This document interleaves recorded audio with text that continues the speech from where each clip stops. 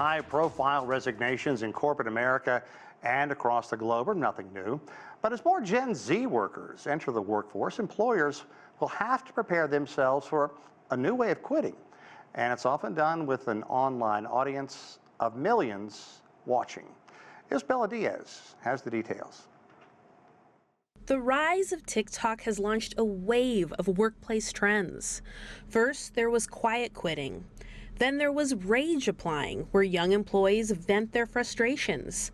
Not to mention bare minimum Mondays, where employees do as little work as possible. Each hashtag collecting millions of views on social media. But over the past year, one trend has become louder than the others, and it has many Gen Z workers very publicly quitting their jobs and letting their fellow employees, bosses, and online followers know exactly why. It's called loud quitting, and it's dramatic, calling out bosses and what some consider toxic workplace cultures. And it's often all out in the open for everyone on the internet to see. So you were not quiet quitting then?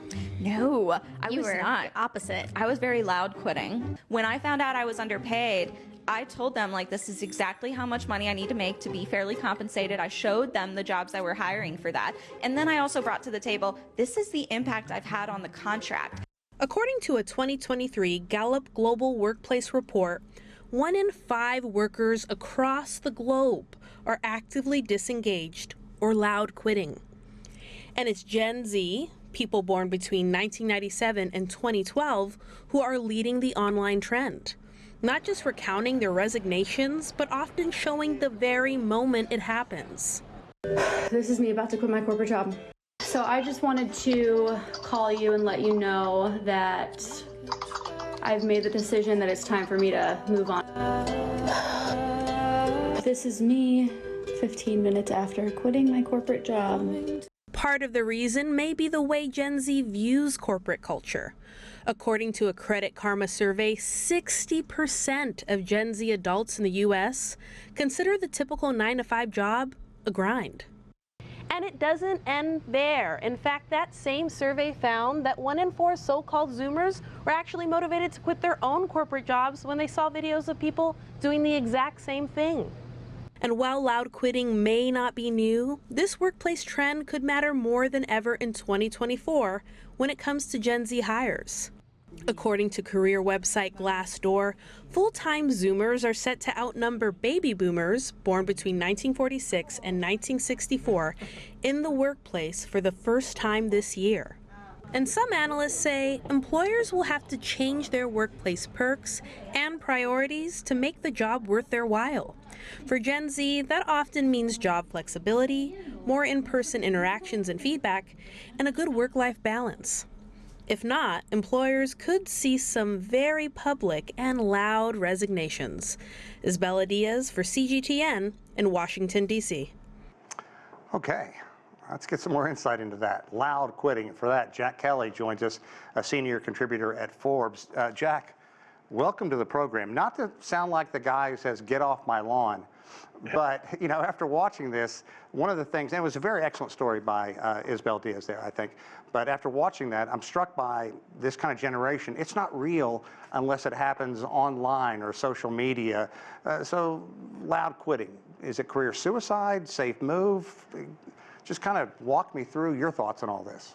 You know what, Sean? It's no different than when you and I started working, where we put in long hours, we'd hate our job, hate our boss, but we didn't have TikTok. So all we could do is complain to our family and friends and say how bad it is. Now with social media, it makes it so much easier. So if you feel your boss is a micromanager, if let's say you're getting too much work dumped on your desk, you're not get paid enough, the first thing they'll do, go to TikTok, social media, and just loudly complain how unhappy they are and how they're taken advantage of. Now, to be fair, I'm a parent of 2 Gen Zs. Okay. So I'm not bashing Gen Zs at all. You know, I love Gen Zs, but they have a different attitude. They're not like you and I when we started, where we felt, oh, we have to do this job. Sure, yeah. They feel like, hey, I'm not into it today. I'm not really, I don't want to work that hard today. They have a different way of looking at things. Okay, does it work? I mean, are U.S. resignations, are the expectations and expectations globally? I mean, if I see something like that and I'm in the hiring position, you know, it's very easy for me to say, I don't want to go through this. Now, granted, the next person coming down the line could do it, but come on. I hear what you're saying, and I agree in that if, let's say, you're the hiring manager and you noticed a person who's interviewing for a job has loudly quitted and made a big ruckus before they quit and made a whole scene, why in the world would you want to hire that person? Because you're going to be afraid they're going to come here and just be a distraction, cause trouble. So whereas in the midst of going on social media and all your friends are like, hey, this is great, keep doing it, it's really not a good thing to do. My opinion, from being an executive recruiter for 25 plus years, it'll come back to you. You don't want to burn bridges. You don't want to say anything inappropriate. You don't want to throw anyone in the bus. You want to be polite.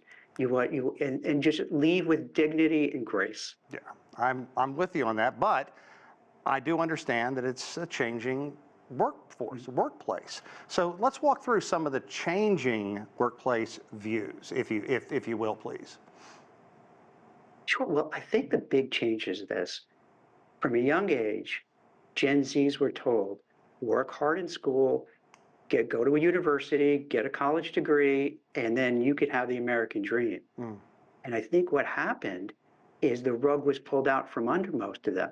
They're buried with tens of thousands, if not hundreds of thousands of dollars in debt. They don't know how to repay it. Everyone, it seems, to have a college degree now, so that you're competing with so many people.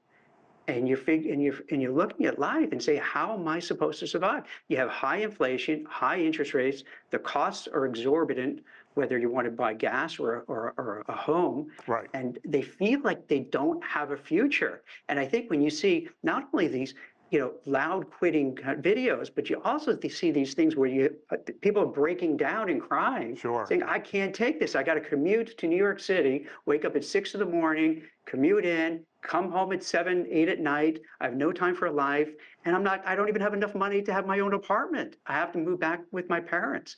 And it's really unfortunate because, Sean, it seems like this might be the first generation in modern history where the children aren't going to have a better life than their parents. And that's really a concern. And also, I think we have to factor in the pay disparity too. I mean, you look at these CEOs losing their jobs and getting $25 million golden parachute. So let's talk about Boomer versus Millennial versus Gen Z in terms of priorities. It seems like Gen Zs just want to have a good life. I think what happens with the Gen Zs, they've seen what happened with their parents. They've seen during the financial crisis, they lost their jobs. During the pandemic, they lost their jobs. They've seen them schlep back and forth to the office, just getting burnt out.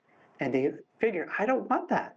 And I think the Gen Zs seem to be, and the younger millennials, feel that they want to work at a place that that they agree with their politics, their social activism, and they want, and to give them, kudos, they want to make the world a better place. But unfortunately, sometimes it doesn't work. Yeah. I just came back from a somewhat long stint in China, and young folks there, and now granted, I was in major cities, Beijing, Shanghai, Chengdu. I wasn't out in the poor areas where, a huge percentage of people live on less than $5 a day. So let's talk about the young people in other countries. They seem to be willing to put shoulder to the wheel, nose to the grindstone, whatever adage you want to pull out. So let's talk about other countries, their work schedules, and the work ethic among their version of Gen Z compared to the U.S. In China, if I'm not mistaken, they have this thing called lying flat, which is kind of similar to the vibe of quiet quitting and just doing your bare minimum, like bare minimum Monday, acting your wage, so that I do see that in some other countries.